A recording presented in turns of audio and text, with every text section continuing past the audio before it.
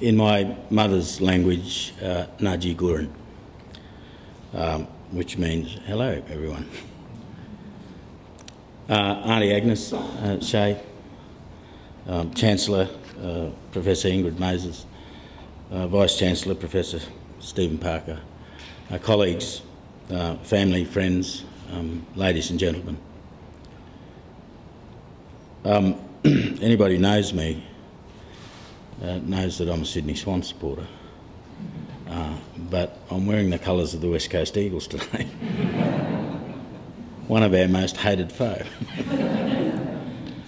Don't tell anyone, least of all anyone at the Swans. Auntie Agnes, I don't know if I can give you a guarantee that we'll stay on your country. I've just come back from 4.5 months in my own country of Broome, and we've had a big native title settlement and there's lots of pressure. But family will decide. I want to thank the University of Canberra for bestowing this great honour on me, and for that I want to extend my very humble gratitude. I also want to thank my colleagues, some of whom are here today. Every child deserves a good education, and a country as prosperous as Australia should be able to provide it. And yet, for some reason, we're unable to do it. And of course, it's never an easy task. But the shame is not in failing the task, it's not trying as hard or as intelligently as we can. And a good education, apart from bestowing knowledge, skills and opportunity, it also gives us a shot at happiness and self-sufficiency. And education also bestows dignity.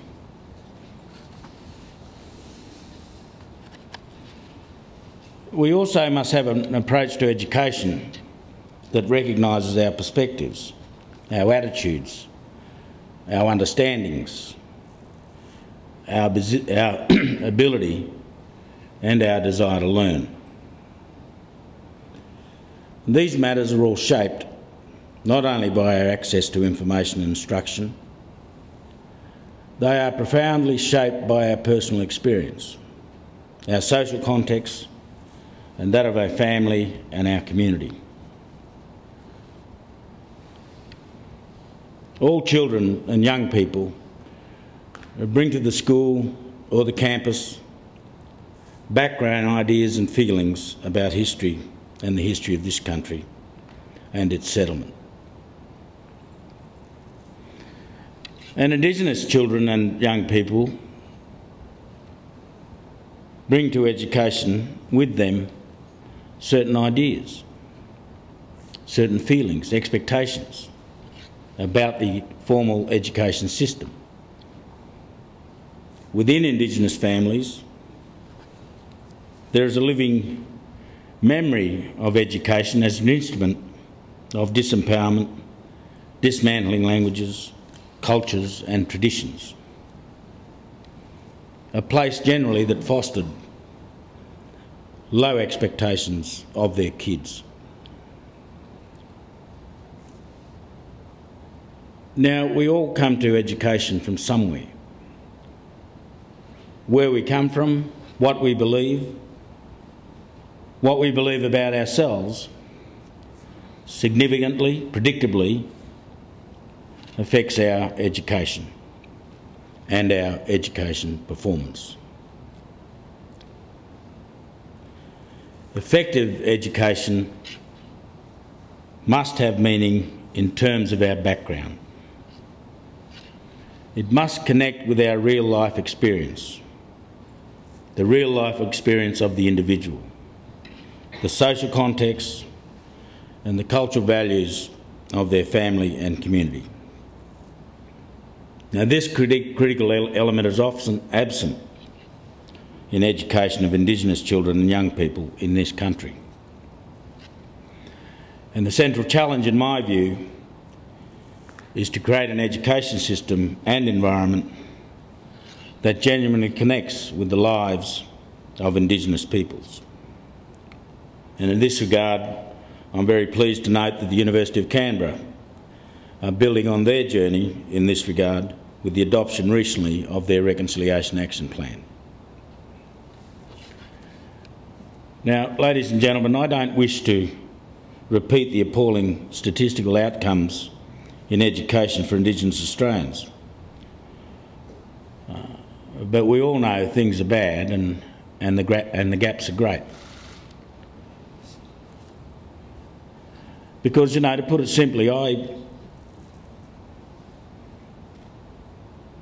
think the experience of education for too many Indigenous Australians is negative.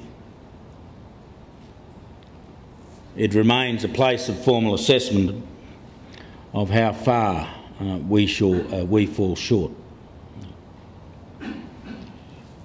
The measurable gap in education outcomes is preceded and produced by subtle subjective factors, attitudes and beliefs and expectations, feeding off and reinforcing low levels of self-esteem. Too many educators and education administrators have low expectations of our kids. Through subtle racial stereotyping, they don't think we are capable of great achievement in education. Now, this attitude has to go. But in saying this, I should make it abundantly clear, if there could be any doubt, that I support the objective of Indigenous children reaching national standards in reading, writing and numeracy. There should be no soft standards for us. And in this country, competency in English is essential. But that doesn't mean we deny, ignore, destroy Aboriginal language and Aboriginal language teaching. Regular attendance to school is also essential. Progression to tertiary study, post-schooling training and meaningful employment, I think, is our common goal. The real question really here is about the most effective, sustainable way to achieve those results.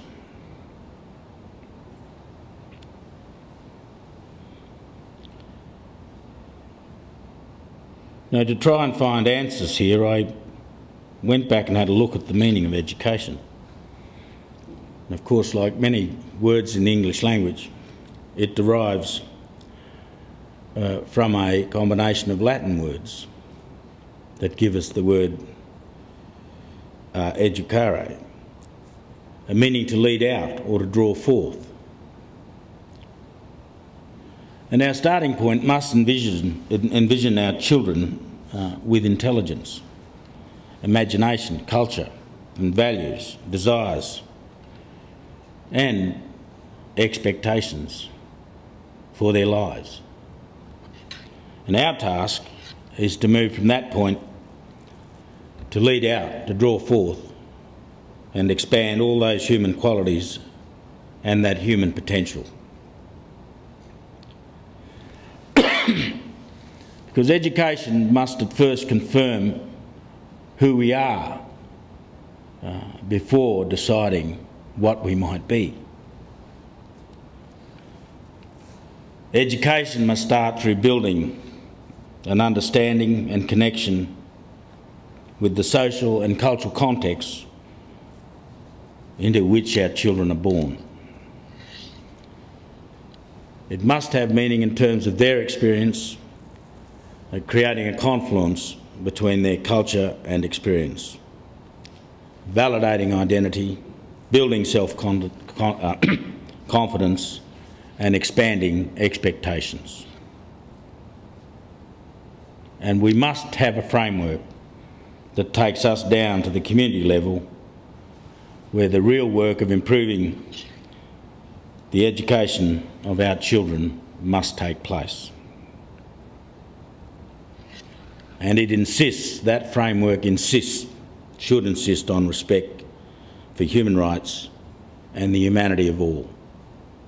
The cultures and values, the historical and contemporary experience of the parents and children that must be at the heart of improvements in Indigenous education.